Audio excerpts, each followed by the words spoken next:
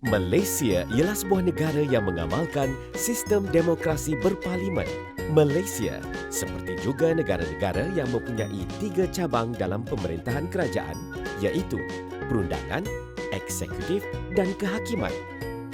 Sebagai sebuah negara yang berdaulat, Ketua Negara ialah Seri Paduka Baginda Yang di-Pertuan Agong, manakala Ketua Kerajaan ialah Perdana Menteri.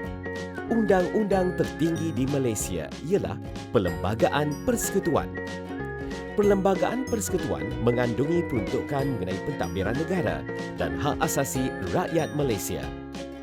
Mana-mana undang-undang yang dibuat oleh Parlimen atau Dewan Undangan Negeri tidak boleh bercanggah dengan Perlembagaan Persekutuan.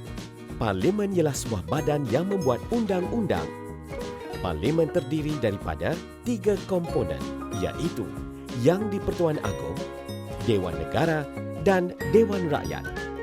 Ahli-ahli Dewan Rakyat terdiri daripada wakil rakyat yang dipilih melalui pilihan raya umum dan ahli-ahli Dewan Negara dilantik oleh Yang di-Pertuan Agong. Badan eksekutif diketuai oleh Perdana Menteri dan dibantu oleh Jemaah Menteri atau dipanggil Kabinet.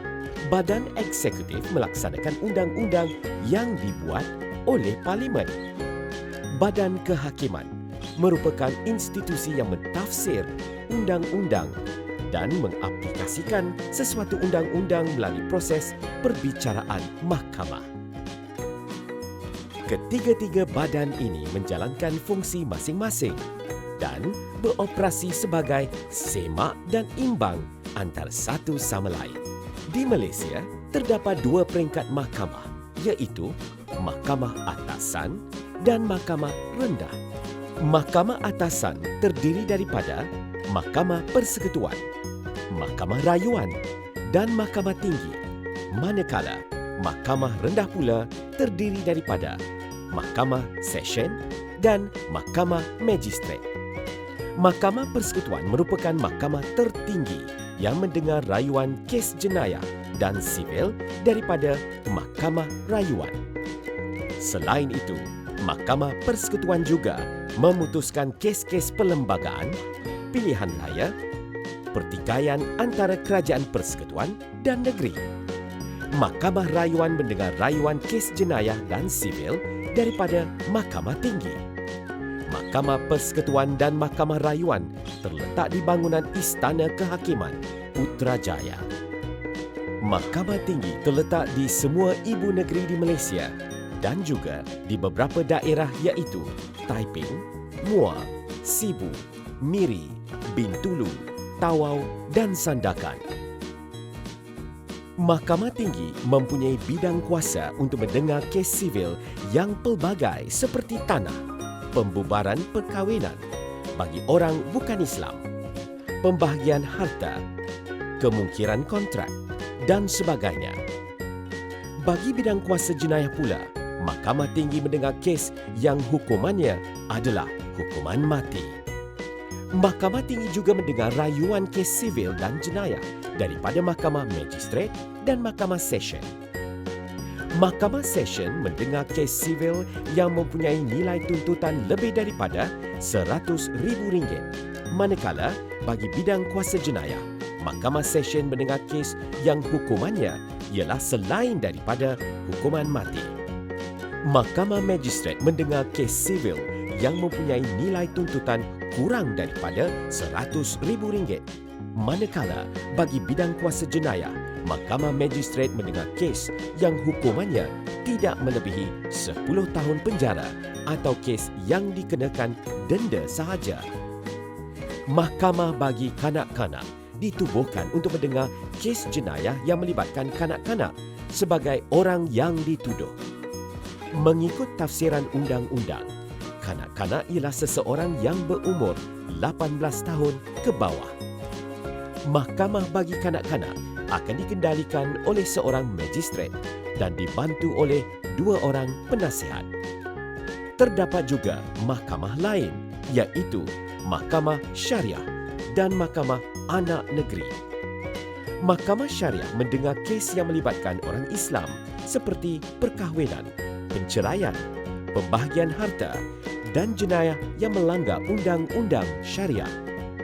Mahkamah Syariah ditubuhkan di bawah undang-undang negeri dan ditadbir oleh kerajaan negeri.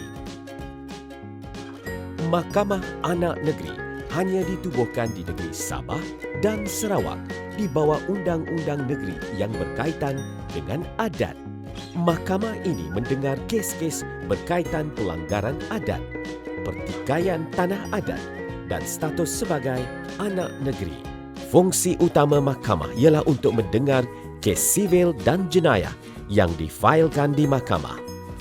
Dalam kes jenayah, seseorang yang dituduh di mahkamah dipanggil orang kena tuduh atau OKT.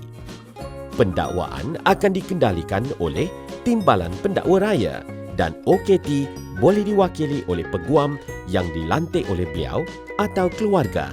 Setelah kes didengar, keputusan akan diberikan oleh mahkamah. Pihak yang tidak berpuas hati dengan keputusan itu boleh mengemukakan rayuan ke mahkamah atasan. Rayuan daripada mahkamah magistrat dan mahkamah session didengar di mahkamah tinggi dan rayuan terakhir boleh didengar di mahkamah rayuan.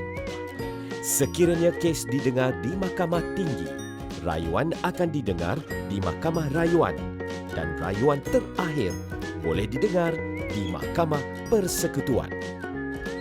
Bagi kes sivil, pihak yang menyaman atau menuntut dipanggil plaintiff, manakala pihak yang disaman atau dituntut dipanggil defendant. Kedua-dua pihak boleh diwakili oleh peguam. Sekiranya pihak yang menyaman atau disaman melibatkan kerajaan, pihak kerajaan akan diwakili oleh Jabatan Peguam Negara. Setelah keputusan diberikan oleh hakim, pihak yang tidak berpuas hati boleh merayu ke mahkamah atasan. Setiap orang perlu mematuhi undang-undang. Kepatuhan kepada undang-undang boleh mewujudkan sebuah negara yang aman dan sejahtera.